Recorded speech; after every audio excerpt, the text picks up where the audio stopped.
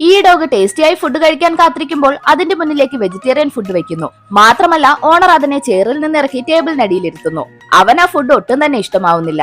ദിവസം അവൻ അതേ ഫുഡ് തന്നെ കിട്ടുന്നു. ആക്ച്വലി അവന്റെ ഓണർ ഒരു പെണ്ണിനെ പ്രണയിക്കുന്നു. നോൺ വെജ് മാത്രം കഴിച്ചിരുന്ന അയാൾ അതിനുശേഷം വെജിറ്റേറിയൻ ആയി മാറുന്നു. വീട്ടിൽ എവിടെ നോക്കിയാലും പച്ചക്കറികളും പച്ചിലകളും മാത്രമേ ഉള്ളൂ. ഡോഗിനും അത് തന്നെ കൊടുക്കുന്നു. പക്ഷെ പെട്ടെന്നൊരു ദിവസം അയാൾ കാമുകിയുമായി ബ്രേക്കപ്പ് ആവുന്നു. ദേഷ്യം വന്നയാൾ ഫ്രിഡ്ജിനകത്ത് മാറ്റിവെച്ചിരുന്ന ജങ്ക് ഫുഡ്സ് എടുത്ത് കഴിക്കാൻ തുടങ്ങുന്നു.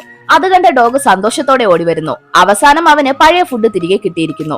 അതിനുശേഷം എല്ലാ ദിവസവും അവന് നോൺ വെജ് ഫുഡ് കിട്ടുന്നു. പക്ഷെ ഒരു ദിവസം ഫുഡ് ബോക്സ് ഓപ്പൺ ചെയ്തിട്ടും ഓണർ അതിൽ നിന്നും കഴിക്കുന്നില്ല. അയാൾ അതിനകത്തുണ്ടായിരുന്നൊരു പച്ചിലയെടുത്ത് വിഷമത്തോടെ നോക്കിയിരിക്കുന്നു.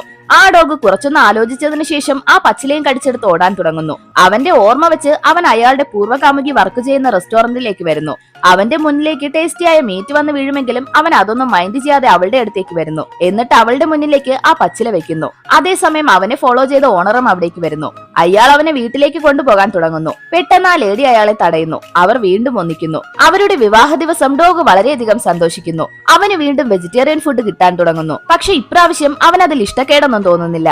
അങ്ങനെ ഇരിക്കെ ഒരു ദിവസം അവന്റെ മുന്നിലേക്ക് ഒരു മീറ്റ് ബോൾ ഉരുണ്ടു വരുന്നു. അവൻ അതെടുത്ത് കഴിക്കുന്നു. വീണ്ടും അതുപോലെ ഒരെണ്ണം വരുന്നു. അവൻ അത് എവിടെ നിന്നാണ് വരുന്നതെന്ന് നോക്കുമ്പോൾ ഓണറിന്റെ കുഞ്ഞു ഫുഡ് കഴിച്ചുകൊണ്ടിരിക്കുന്നു. അവസാനം അവന് തന്റെ പഴയ ടേസ്റ്റിയായ ഫുഡ്സ് വീണ്ടും തിരിച്ചു കിട്ടുന്നു.